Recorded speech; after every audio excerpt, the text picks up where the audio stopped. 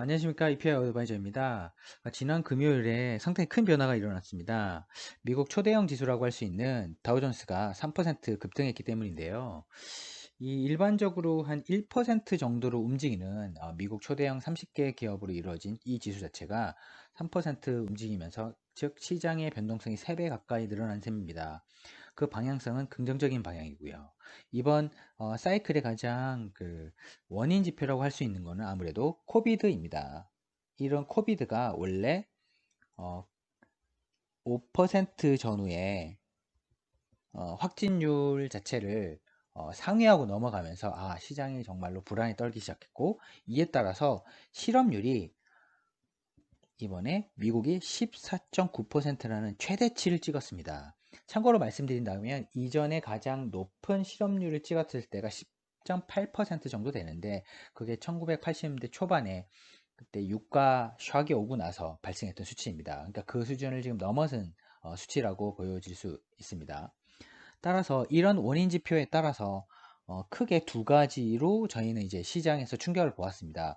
저희가 알고 있는 경제 지표 그리고 기업 지표, 이 두 가지로 볼 수 있는데, 경제 지표는 GDP로 볼 수 있을 것 같고, 그리고 기업 지표는 미국 S&P 500의 실제 이익 지표로 볼 수 있을 것 같습니다. GDP 수치를 보면 이번 2분기에 실질 GDP 시장 컨센서스는 마이너스 16% 감소한다. 전분기보다. 그리고 기업의 S&P 500의 실제 1분기 발표 기업 이익 수치는 전년보다 마이너스 66% 감소한다. 즉 이런 충격이 발생했습니다.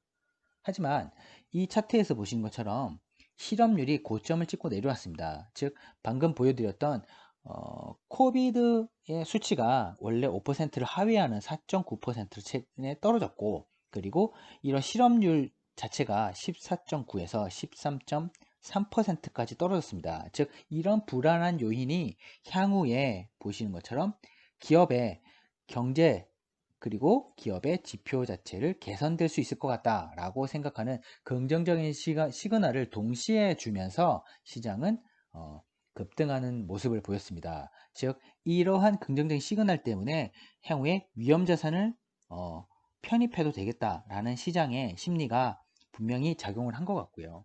향후의 전략은 이런 코로나 확진율이 감소한다면, 즉 이런 코로나 확진율과 실업률 지표가 감소하는 형태로 온다면 시장은 향후에 더 긍정적인 투자 심리를 이끌어낼 수밖에 없다.